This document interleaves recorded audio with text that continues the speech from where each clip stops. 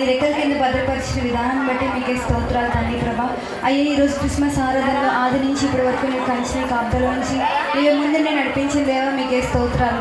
అలా నాడు ఇశ్రాయేల్ సైన్యం ముందు నడిచిన దైవమా, ఇలా నాడు తండ్రి ప్రభా మా ముందు నిలిచి తండ్రి ప్రభా మమ్మల్ని నడిపిస్తున్నందుకు మీకే వేలాదిగా కోట్లాదిగా స్తోత్రాలు చెల్లిస్తున్నాం తండ్రి.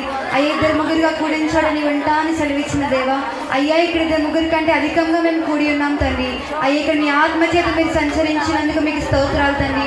అయ్యా ఇక్కడ మేము చేసిన ప్రతి ప్రార్థనని ఆలకించండి తండ్రి. వచ్చిన ప్రతి ఒక్కరిని మీరే జ్ఞాపకం చేసుకోండి. ప్రతి ఒక్కరి ప్రార్థన మీరు ఆలకించండి. ప్రతి ఒక్కరిని దీవించి ఆశీర్వదించండి. అయ్యా వాక్య భాగం ద్వారా తండ్రి మీరే మాతో సూటిగా స్పష్టంగా మాట్లాడండి తండ్రి. ఆరాధనకి యోగ్యుడం నీవే ఇక్కడుండి తండ్రి, నీకు తప్ప మరి దేనికి చోటు లేకుండా చేయమని వచ్చిన ప్రతి ఒక్కరిని మీరు దీవించి ఆశీర్వదించమని ముందున్న కార్యక్రమంలో మీరే ముందుని నడిపించి సహాయం చేయమని యేసు నామములో అడిగి వేడుకుంటున్నాం తండ్రి. చాలా సంతోషం అండి. ఒక 10 నిమిషాలు నేను ఒక సందేశాన్ని అందిద్దాం. అట్లాగే లోకల్ సువార్త 2వ అధ్యాయములో కొన్ని వచనాలు మనం చదివించుకుందాం. బైబిల్ గ్రంథము నుండి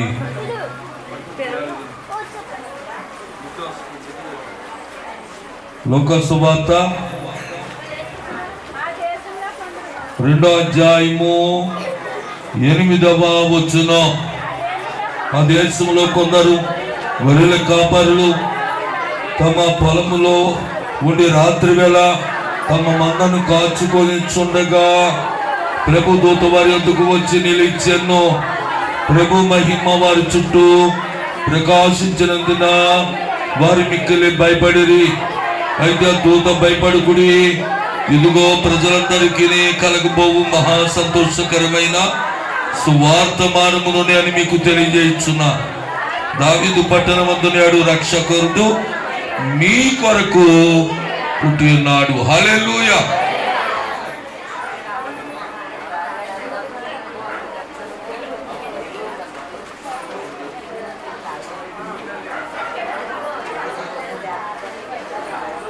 అయితే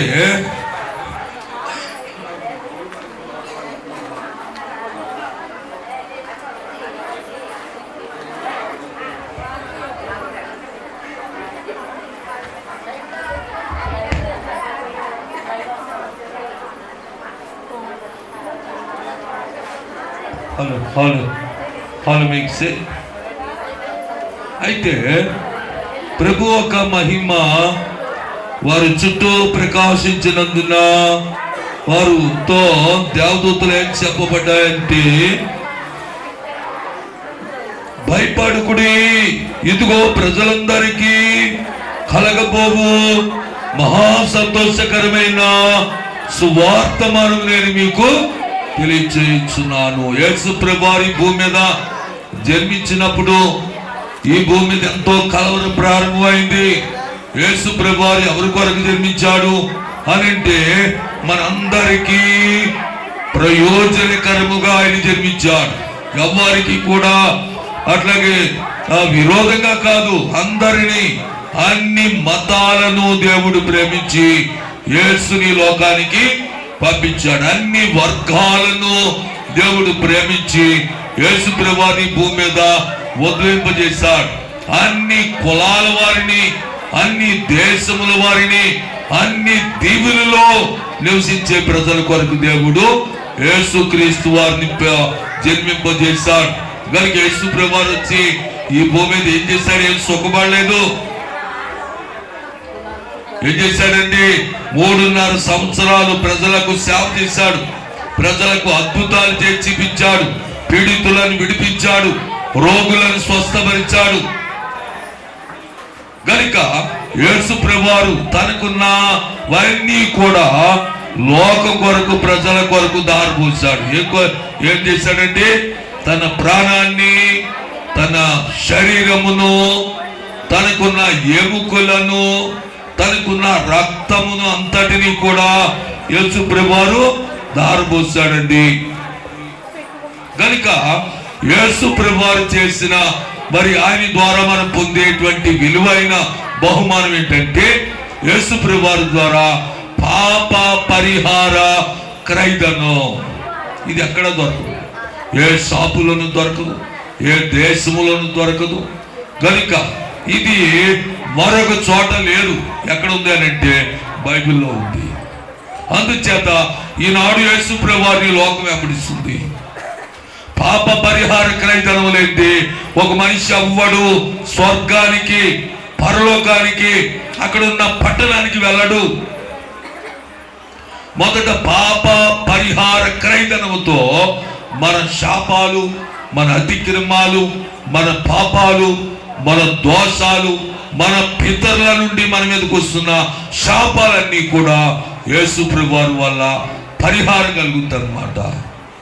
అందుచేత యేసు ప్రభువారి దగ్గరికి మనం వస్తున్నాం. లేకపోతే యేసు ప్రభువారి వల్ల మనకి ప్రయోజనం ఏంటి? మన దేశంలో ఆరాధించే దేవుడు లేరా? కనుక ఈయన సర్వ సృష్టికి కర్త, ఆది సంభూతుడు. పౌలు వివరిస్తున్నాడు. ఆయన ఆది సంభూతుడై ఉన్నాడు. ఇప్పుడు వాడు కాదు, ఆది నుండి ఉన్నవాడే. కనుక యేసుని ఆరాధిస్తే ఏం జరుగుతుంది అంటే మనకి ఆత్మరక్షణ కలుగుతుంది. మన దేహము ఒక 80 సంవత్సరాలు 100 సంవత్సరాలు మాత్రమే జీవిస్తాం. మన ఆత్మ వేల సంవత్సరాలు జీవిస్తుంది. కనుక ఆత్మ నరకములోనికి వెళ్ళకుండా నిత్యత్వములోనికి వెళ్ళి మనము అక్కడ సుఖపడే కాలం. అందుని బట్టి ఇక్కడే దానికి పునాది వేసుకోవాలి. ఇక్కడే మనం పునరుజ్జీవములో పాల్గొనాలి. ఇక్కడే ఆరాధన క్రమంలో పాల్గొనాలి. ఇక్కడే యేసుని ఆరాధిస్తే ఈ ఆరాధిస్తూ సంఘం ఏమవుతుందనంటే లోక కళ్యాణములు, వధువు సంఘములు మనం ఎత్తబడతాం. ఎక్కడికి వెళ్తాం? సంఘం ఎత్తబడుతుంది. యేసు ప్రభువు రెండోసారి వస్తున్నాడు. వచ్చినప్పుడు ఆయన ప్రజలను ఆయన తీసుకుపోతాడు. భూమి మీద ఉన్న వాడికి భయంకరమైన శ్రమలు ఉంటాయి. అటువంటి శ్రమలు ముందు కాలంలో లేవు, తర్వాత కాలంలో ఉండబట్ట. అటువంటి భయంకరమైన ఉగ్రత దినాల నుండి మనం రక్షింపడదు. అందుచేత యేసుని అంగీకరించాలి. యేసు ప్రభువారు ఆయన భూమి మీదకి వచ్చినప్పుడు ఆయన ఏం చేశాడనంటే నీళ్లను ద్రాక్షరసంగా మార్చాడు. యోహాను సువార్త 2వ అధ్యాయంలో 6వ వచనం, యూదుల శుద్ధీకరణ ఆచార ప్రకారంగా 2-3 తూములు పట్టు 6 రాతి బండ్లు అక్కడ ఉంచబడింది. యేసు ఆ బాణంలో నీళ్లు నింపుడని వారితో చెప్పగా వారు వాటిని అంచుల మట్టుకు నింపిరి. అప్పుడు ఆయన వారితో మీరు ఇప్పుడు ఆ ముంచి విందు ప్రధానికి తీసుకొని పొండని చెప్పగా వారు తీసుకొని పోయి ఆ ద్రాక్షరసం ఎక్కడి నుండి వచ్చినో ఆ నీళ్లు ముంచి తీసుకొని పోయిన వారికి తెలిసిన గాని విందు ప్రధానికి తెలియకపోయాను. గనుక ద్రాక్షరసం అయిపోయినప్పుడు నీళ్లు రుచి చూచినప్పుడు ఆ విందు ప్రధాని పెళ్లి కుమారుని పిలిచి ప్రతివాడు మంచి ద్రాక్షరసం పోసి జనులు మత్తుగా ఉన్నప్పుడు జబ్బు రసము పోయిను.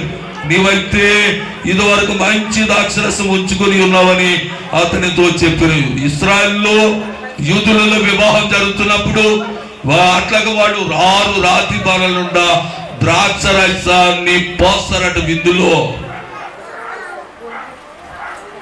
పోసినప్పుడు ముందుగా చిక్కగా ఉంటుందట. అయిపోతున్నప్పుడు జనం పెరుగుతున్నప్పుడు పలసగా అయిపోతుంది. అంటే కలుపుతారనమాట, సరిపెట్టాలి అందరికని. అలాగే యేసు ప్రభువారు ఆ పెళ్లి విందుకు వెళ్ళినప్పుడు ద్రాక్ష రసం అయిపోయినప్పుడు వాళ్ళు అడిగారు, అయ్యా ఇక్కడ అవమానం జరుగుతుంది, ఇక్కడ భంగం మధ్యలో అయిపోయిందంటే భంగం, కనుక మీరే ఏదో సహాయం చేయాలి అని అడిగితే యేసు ప్రభువారు ఏం చెప్పాడంటే 6 రాతి బాణాలు ద్రాక్షరసం అయిపోయినాయి కదా, 6 రాతి బాణాల నిండా నీళ్లు పోసేయండి. అయ్యా నీళ్లు పోసేసాం, ఏం చేయాలి? మీరు తీసుకెళ్లి వడ్డించండి అని అన్నాడు. యేసు ప్రభువారు మాట నమ్మి ఆ నీళ్లను వడ్డించడం ప్రారంభించారు. నీళ్లు ముంచి తోడిస్తున్నవాడు నీళ్లను ముంచి తోడిస్తున్నాడు. పట్టుకెళ్ళేవాడు మధ్యలో ఏమైపోతుంది? నీళ్లు బిందుతో పట్టుకు వెళ్తున్నాడు. పట్టుకెళ్ళేవాడు భుజం మీద ద్రాక్షరసంగా మారిపోతుంది. వడ్డించేవాడు ద్రాక్షరసాన్ని వడ్డిస్తున్నాడు. అద్భుతాన్ని చూసిన వారు పెళ్లి పెద్దలు, అయ్యా అందరి ముందు మంచి దోసిన తర్వాత జబ్బు దోస్తాడు, నువ్వైతే మంచిది వెనకాల నుంచి ముందు జబ్బు దోసావు అండి. వెనకాల ఎటువంటి దోశ అంటే మధురమైన ద్రాక్ష రసం పోసావు అని అంటున్నాడు. మన జీవితంలో ముందు దురదృష్టకరంగా ఉండవచ్చు నీ సమస్యలు, భయంకరంగా ఉండవచ్చు నీ వ్యాధులు, నీకు శత్రులు చుట్టుముట్టు ఉండవచ్చు, సింహముల వలె తోడేలు వలె. నువ్వు కడకి సాగించలేని అనుకోవచ్చు నీ జీవితాన్ని. కానీ దేవుడిని యేసుని అంగీకరించిస్తే నీ జీవితాన్ని మధురంగా మారుస్తావు. గమనించండి, యేసుని ఎందుకు అంగీకరించాలంటే నీ జీవితాన్ని మధురంగా మార్చగలడు. మధురమైన రుచికరమైన ద్రాక్ష రసంగా నీ జీవితం మార్చబడుతుంది. అందుకనే యేసు ప్రభువు 2000 సంవత్సరాల నాటి భూమి మీద అవతరించాడు. గనుక మరొక సంఘటన యోహాను సువార్త 4:50 చదివి వినిపించాడు. యేసు వెళ్ళుము, నీ కుమారుడు బ్రతికి ఉన్నాడని అతనితో చెప్పగా ఆ మనుషుడు యేసు తనతో చెప్పిన మాటను బట్టి నమ్మి వెళ్ళిపోయాను. ఒక ప్రధాని, ఒక ధనవంతుడు తన కుమారుడు జబ్బు పడ్డాడు. యేసు ప్రభువు ఎక్కడున్నాడంటే దూరమైన పట్టణంలో, హైదరాబాద్ అంత దూరంలో ఉన్నాడని తెలిసింది. అతడు తన గాడిదను గుర్రాన్ని తీసుకుని ప్రయాణం చేశాడు. 1.5 రోజుల సమయం పట్టింది, లేక 2 దినాలు సమయం పట్టింది. అక్కడికి వెళ్ళాడు. యేసు ప్రభువు దగ్గరికి వెళ్ళి ఆ జనములో నుండి దగ్గరికి నెమ్మదిగా దగ్గరికి వెళ్ళి యేసు ప్రభువుతో ఏం చెప్పాడనంటే, అయ్యా నా కుమారుడు శాశ్వతమై ఉన్నాడు, అనారోగ్యంగా ఉన్నాడు, నా కుమారుడిని బ్రతికించాలి నువ్వు అని చెప్పింది. ఆయన నాకు ఖాళీ లేదు, నాకు వీలు పడదు అని చెప్పలేదు. ఆయన ఏం చెప్పాడనంటే, అతని విశ్వాసమును చూచి నీ కుమారుడు బ్రతికి ఉన్నాడు, బాగుపడ్డాలే పో అని అన్నాడు. అంతే. అతని వెనక ప్రయాణం చేసుకుంటూ వస్తున్నాడు. ఒక దిన ప్రయాణం చేశాక తన పనివాళ్ళు యజమాని ఎత్తుకుంటూ వస్తున్నారు. లేచాడు మన వాడు, నిన్నటి నుండి లేచాడు, మనం ఎప్పుడే కబురు చెప్పకపోతే మన యజమాని బిడ్డ గురించి ఎంత దూరం వెళ్ళిపోతాడో, ఏమైపోతాడో, ఎంతమంది వైద్యుల దగ్గరికి వెళ్తాడో అనుకుని ఎదురు వెళ్ళారు. ఎదురు వెళితే యేసు ప్రభువు నుండి అతడు ఒక దిన ప్రయాణం అంతా వెనక్కి వస్తే వాళ్ళిద్దరు ఎదురుపడ్డారు. ఆ యజమాని పనివారును యజమాని ఎదురుపడినప్పుడు వాళ్ళు ఏం చెప్పారంటే, అయ్యా నిన్నటి నుండి మీ అబ్బాయి బాగున్నాడు, మీకోసం వెతుకుతున్నా. ఎప్పటి నుండి, ఏ సమయం నుండి అని అడిగితే నిన్న మధ్యాహ్నం 1 గంటకి. యేసు ప్రభువు దగ్గర మాట్లాడిన సమయం కూడా 1 గంట సమయంలో అతడు మాట్లాడాడు. గనుక యేసు ప్రభువు చెప్పడంతోనే నా కుమారుడు బ్రతికాడని అతను నమ్మి అతని కుటుంబస్తులు, అతని బంధువులు రక్షణ మార్గంలో వెళ్ళారు. గనుక యేసు నీ జీవితంలోనికి వచ్చాడంటే నువ్వు రక్షింపబడాలి. నువ్వు ఎందుకు రక్షింపబడాలంటే నీ సమస్యలను బట్టి కాదు, నీ ఆత్మను రక్షించుకోవటాన్ని బట్టి. మేమంతా సమస్యలను బట్టి మరి యేసు దగ్గరికి వెళ్ళాం. మేము రక్షణ మార్గంలోనికి స్థిరపరచబడ్డా, మమ్మల్ని వెంబడించే వాళ్ళు కూడా రక్షణ మార్గంలో స్థిరపరచబడ్డారు. ఇది ఒక పరిశుద్ధుల గుంపు. అందుచేత మరొక వచనములో బైబిల్ గ్రంథం నుండి లోక సువార్త 5వ అధ్యాయము 9వ వచనం, 5వ అధ్యాయము 9వ వచనం, ఎలాగనగా వారు పట్టిన చేపల రాశికి అతనితో కూడా ఉన్న వారందరూ విస్మయముందిరి. గమనించండి, యేసు ప్రభువు ఒక దోరెక్కి బోధించాడు. అయితే వాళ్ళు అన్నాడు, బోధ అయిపోయిన తర్వాత, ఆ ప్రార్థన కూటమి అయిపోయిన తర్వాత ఈ దోరిని లోనికి నడిపి వలవేయండి అన్నాడు. వాళ్ళు ఏం చెప్పారంటే, అయ్యా రాత్రి అంతా చేపలు పట్టాం, మేము వలలు కడుగుతుండగా తెల్లారిపోయాక మీరు ఇక్కడికి వచ్చారు, ఎండకి పోతుంది, ఈ సమయంలో చేపలు పడవు, రాత్రులు చేపలు పడతాయి, గనుక మీరు సెలవిచ్చిన మాట ప్రకారం మేము ఈ వలలు వేస్తాం అని చెప్పి వలలు వేస్తే విస్తారమైన చేపలు వాళ్ళ నిండా పడ్డాయండి. యేసు పేరట మీరు ఒక ప్రేరేపణగా ఇది యేసు పేరట నేను చేస్తున్నానని చెప్పి నమ్మి ఒక కార్యం చేస్తే దేవుడు మీ జీవితంలో ఒక అద్భుతాన్ని జరిగిస్తాను. ఒక ఆమె మన మందిరానికి వస్తుంది. ఆమె ఏం చెప్పిందనంటే, అయ్యా నా కుమారుడికి వివాహం చేయాలనుకుంటున్నాను, మేము దేవుడు నమ్ముకుంటా, నేను చాలా కాలం నుండి వివాహం చేయలేకపోయా గనుక నేను బాప్తిసం తీసుకుంటే నా కుమారుడికి వివాహం అవుద్దా అని చెప్పింది ఆమె. తీసుకో, దేవుడే కార్యం చేస్తాడన్నా. గత సంవత్సరములు ఆమె ఆ బాప్తిసం తీసుకుంది. తీసుకున్నాక 2 నెలల్లో తన కుమారుడికి వివాహం అయింది. ఈమె బాప్తిసం తీసుకుంటే తన కుమారుడికి పెళ్లి వివాహం అవటం ఏంటి? నమ్మి చేస్తే మన దేవుడు వదిలిపెట్టేవాడు కాదు. చూడండి, సముద్రంలో వదిలిపెట్టేవాడు కాదు, లోకంలో వదిలిపెట్టేవాడు కాదు, కష్టాల్లో వదిలి పారిపోయేవాడు కాదు. గనుక యేసుని అంగీకరిస్తే ఏం జరుగుతుందనంటే నిత్య జీవం. అందుచేత యేసుక్రీస్తు ప్రభువారు మన జీవితాలను మార్చడానికి ఆయన ఈ లోకంలోకి వచ్చారు. కనుక నువ్వు ఏ విషయంలో నలిగిపోతున్నావో, ఏ విషయంలో చింతపడుతున్నావో, నువ్వు యేసుని అంగీకరించు. యేసు ద్వారా నువ్వు ఒక అద్భుతాన్ని చూస్తావు. ఎందుకనంటే దేవుని కార్యము దేవునికి అసాధ్యమైనది కాదు. ఎందుకనంటే నీళ్లను ద్రాక్షరసంగా మార్చడం సాధ్యమా? ఏమండి, రాత్రంతా చేపలు పట్టిన వాడికి తెల్లారేక యేసుప్రభువు వారు సెలవిచ్చిన తర్వాత విస్తారమైన చేపలు 2 తోలుల నిండి చేపలు పట్టడం సాధ్యమా? చనిపోయే ఒక కుమారుని యేసుప్రభువు వారిని కుమారుడు బ్రతికి ఉన్నాడని చెప్పినప్పుడు తన కుమారుడు బ్రతకడం సాధ్యమా? దేవునికి అసాధ్యమైంది ఏమీ లేదు. ఆయన ఎవరనుకుంటున్నారు? సృష్టికి కర్త. ఆయన ఆదిలో మరణ శాస్త్రాన్ని రాశాడు. ఏమని రాశాడంటే, ఈ పండు తింటే నువ్వు చనిపోతావు అదమా అని చెప్పాడు. వెనుక తిన్నాడు. ఆది ఘట సర్పము అది మాది మానవుల జీవితంలోనికి వచ్చి ఆ పండు తినిపించింది. గనుక యేసుప్రభువు వారు ఒక కన్యక గర్భాన్ని జన్మించి ఆయన శిలువ మరణములో ఆది ఘట సర్పము యొక్క తలను చెదగొట్టాడు. ఆయన 33.5 వయసులో మరణము పొంది 3వ దినమున పునరుత్థానుడయ్యాడు. గనుక కన్యక కుమారుడు ఆది ఘట సర్పమును తల నలగగొట్టిన వాడు యేసుప్రభువు. ఇది ఒక రహస్యం. చూడండి, మీరు వేదాల్లో వెతకండి, ఎక్కడ వెతకండి, ఎందులో వెతికినా ఈ మర్మం చాలా గొప్పదే. కన్యక కుమారుడు ఆది ఘట సర్పము తలను నలగగొట్టిన వాడు. ఆయన 3వ దినమున పునరుత్థానుడైన వాడు. ఆయన ద్వారా పరలోకములో ఉన్న అతి పరిశుద్ధ స్థలములో ఆయన స్వరక్తముతో పాప పరిహారం అనే క్రైతనాన్ని ఆయన రక్తముతో అక్కడ రక్త ప్రోక్షణము చేసి అక్కడ నిలిపాడైన. కనుక ఈనాడికి కూడా ఆ రక్తము సజీవంగా ఉంది. అక్కడ ఎక్కడుంది?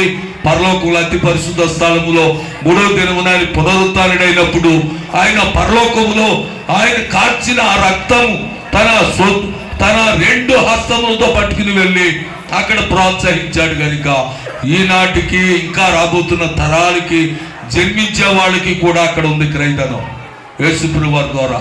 అది పాప విమోచన క్రైతనం యేసుప్రభువు వారి ద్వారా ఉంది. యేసుప్రభువు వారు జన్మించిన సందర్భం ఏంటంటే happy Christmas, happy Christmas. Christmas అంటే ఏమిటనంటే కన్యకు కుమారుడు జన్మించుట. సువార్త.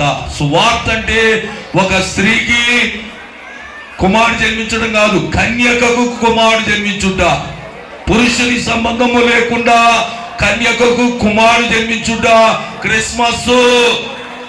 నీ జీవితంలో ఈ ఆనందాన్ని పొందుకోవడానికి దేవుడు మనకి ఆహ్వానించబడిన ఒక మంచి సందేశం. నువ్వు దానిని త్రవ్వాలి.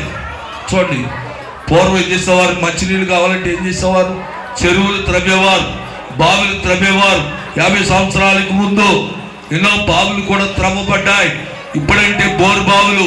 అట్లాగే నువ్వు జ్ఞానం కావాలంటే బైబిల్ త్రవ్వండి. నీకు జ్ఞానం కావాలంటే ఏం చేయాలి? బైబిల్ త్రవ్వండి, చదవండి, కనుక నిజాలు తెలుసుకోండి, యేసుని అంగీకరించండి, మనకి నిత్య జీవం కలుగుతుంది. దేవుడి కొద్ది మాటలు మన వినికిడిలో దేవుడు దీవించును గాక. ఆమేన్.